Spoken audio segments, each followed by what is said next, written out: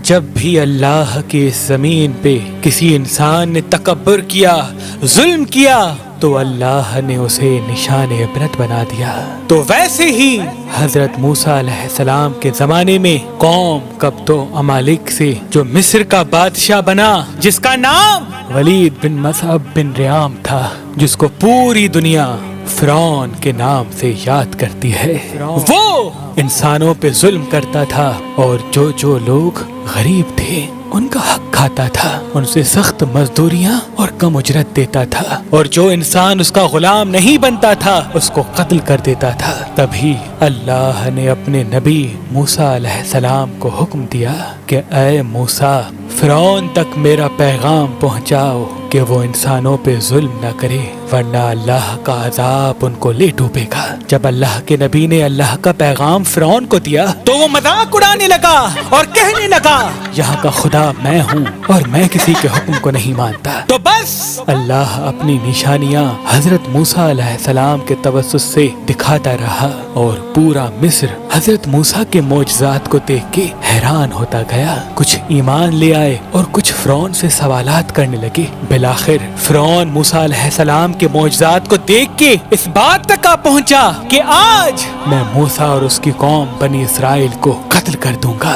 اللہ نے اپنے نبی موسیٰ علیہ السلام تک پیغام پہنچایا کہ اے موسیٰ، رات میں اپنی قوم کو لے کے اس شہر سے نکل جا۔ تو یوں حضرت موسیٰ علیہ السلام اپنی قوم بنی اسرائیل کو لے کے وہاں سے جانے لگے۔ اس بات کا علم جب فرعون کو ہوا تو وہ غضبناک ہو کے کہنے لگا کچھ بھی ہو جائے موسیٰ اور اس کے ساتھیوں کو میں قتل کر کے ہی چھوڑوں گا۔ وہ اپنے جاہو جلال کے ساتھ بنی اسرائیل کو ڈھونڈنے لگا۔ بس آگے آگے اللہ کا نبی موسیٰ اپنی قوم کے ساتھ اور پیچھے پیچھے فرعون کا لشکر ان کو مارنے کے لیے آتا رہا۔ بالآخر بنی اسرائیل دریا تک پہنچے اور فرعون کا لشکر پیچھا کرتے کرتے ان کو دیکھنے لگا۔ جب بنی اسرائیل نے فرعون کے لشکر کو دیکھا تو حضرت موسیٰ سے کہنے لگے اے موسیٰ، تو نے ہمیں کہاں پھنسا دیا؟ اب پیچھے فرعون کا لشکر ہمیں مارنا چاہتا ہے اور آگے یہ دریا ہے۔ اللہ کے نبی حضرت موسیٰ علیہ السلام فرمانے لگے اے لوگو، گھبراؤ نہیں، اللہ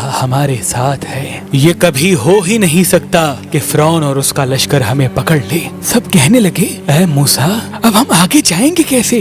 بس اتنی دیر میں آواز غائب آئی اے موسیٰ، اپنی عصا اس دریا میں دے مار۔ تو بس جیسے ہی موسیٰ علیہ السلام نے اپنی عصا دریا میں دے ماری تو آدھا پانی اس طرف آدھا پانی اس طرف، اللہ نے بیچ میں رستے کو واضح کر دیا۔ تو بنی اسرائیل کے کچھ قبائل کے لوگ کہنے لگے اے موسیٰ، ہم آپس میں بنتے نہیں، اپنے خدا کو کہے کہ ہمارے لیے الگ الگ رستے بنائیں۔ اللہ کے نبی موسیٰ علیہ السلام نے اس دریا میں 12 جگہوں پہ عصا ماری اور 12 الگ الگ رستے بنے، اور وہ 12 قبائل الگ الگ ہو کر دریائے نیل سے جانے لگے۔ جیسے ہی یہ منظر فرعون اور اس کے لشکر نے دیکھا تو وہ بھی ان رستوں پر حضرت موسیٰ اور اس کی قوم کے پیچھے آ گئے۔ جیسے ہی موسیٰ علیہ السلام بنی اسرائیل کے ساتھ دریا کے اس طرف پہنچے اور دریا کے بیچوں بیچ فرعون اور اس کا لشکر موجود تھا، تو اللہ نے پانی کو پھر سے حکم دیا اب ویسے ہو جا جیسے پہلے تھا۔ تو بس وہ پانی پھر سے مل گیا اور فرعون اور اس کا لشکر ڈوب کے مرنے لگا۔